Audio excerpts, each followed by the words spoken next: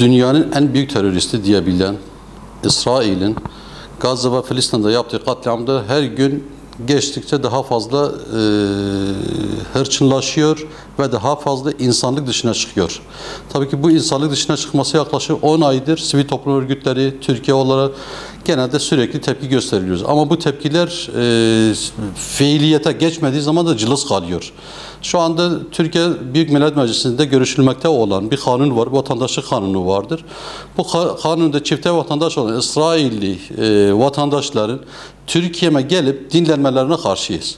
Bir kamuoyunun burada bir vicdan azabı vardır. Bu vicdan azabının da fiiliyete ve harekete geçmesi lazım. Bu vicdan azabı için hepimiz şu anda vicdan azabındayız. Çünkü biz bir ülkede bir katille, bir insanlık dışı muamele yapan bir teröristin, yandaşı bir teröristin vatandaşı, bir terörist devletin vatandaşıyla yan yana olmak istemiyoruz.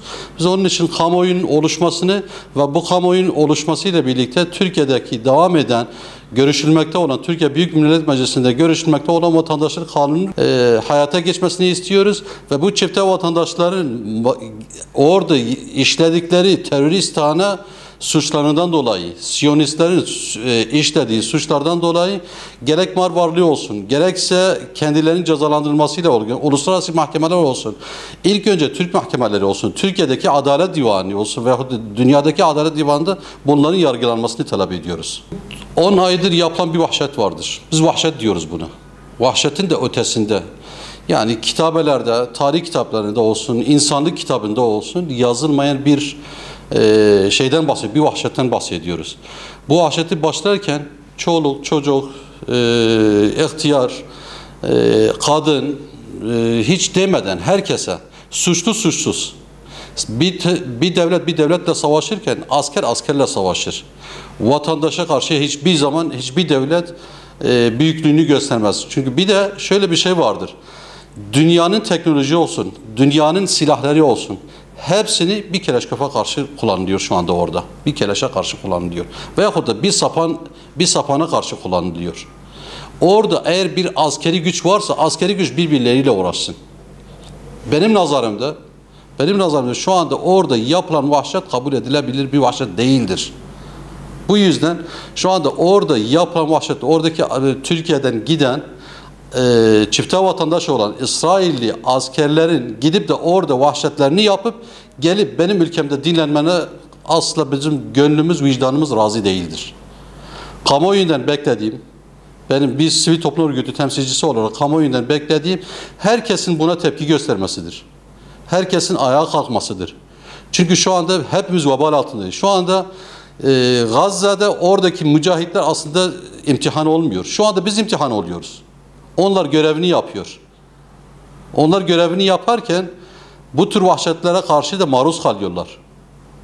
Yani bir avuç insan da şu anda dünya seyirci kalması elbette kabul edilebilir bir şey değildir.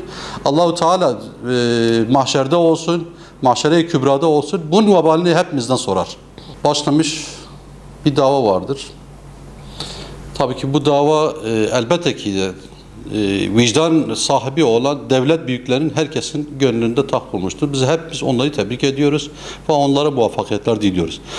Aynı bunun benzeri bir davanın da neden Türkiye'de olmasın? Yani bir adalet divanı neden Türkiye'de kurulmasın? Biz bunu istiyoruz. Çünkü şu anda bilakis Türkiye'de kurulduğu zaman o zaman dünyaya mesaj verilir. O zaman çünkü Türkiye şu anda mazlumdan yana sürekli konuşmalarıyla, fiiliyetleriyle, hareketleriyle hep mazlumdan yana bir tavır kullanıyor.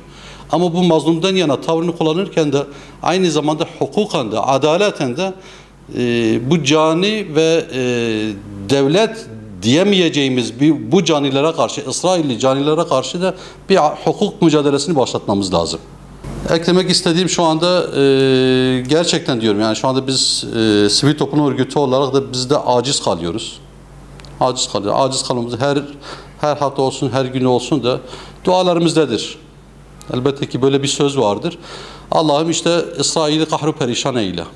Bu dua ederken de aslında diyebiliriz ki benim elimle kahru perişan eyle. Onun için mücadele harekete geçmemiz lazım. Yani herkes uzaktan dua ederken elbette ki bizim gönlümüz, her şeyimiz onların yanındadır. Her gün televizyonlarda o görüntüleri, o vahşet görüntüleri izlediğimizde belki de yemek yiyebilecek durumda olmuyoruz. Kimisi sırf bu sıkıntıdan dolayı belki de televizyonu evine kaldırmışlar. Bu vahşeti görmüyorlardı. Çünkü bu vahşeti yapan İsrail terörü ilk önce nereden başladı biliyor musunuz? Dünyada saldırılmayacak neresi vardır? Hastaneler vardır, camiler vardır, ibadethaneler vardır. Kiliseye saldırdı, camiye saldırdı, hastaneye saldırdı. Yani bunun bir vahşetin ötesinde olan bir vahşettir bu. Tarifi henüz mümkün değildir. 100 yılı da geçecek bu vahşeti kimse yazamaz. Yazsa dahi tarifi yoktur çünkü. Biz onun için bu vahşetin bir an önce bitmesini talep ediyoruz. Devlet büyüklerimizin olsun, dünyadaki devlet liderleri olsun da bunu harekete geçirmeleri lazım. Yani kendi durup dururken de orada İsrail terörü vahşetine son vermez. Birisi onu durdurması lazım. Umuyoruz ki inşallah o da bizlerin eliyle olur, hepimizin eliyle olur. Benim, senin, diğer vicdan azabı olan herkesin eliyle olur. Temennimiz bir an önce bu vahşetin bitmesidir.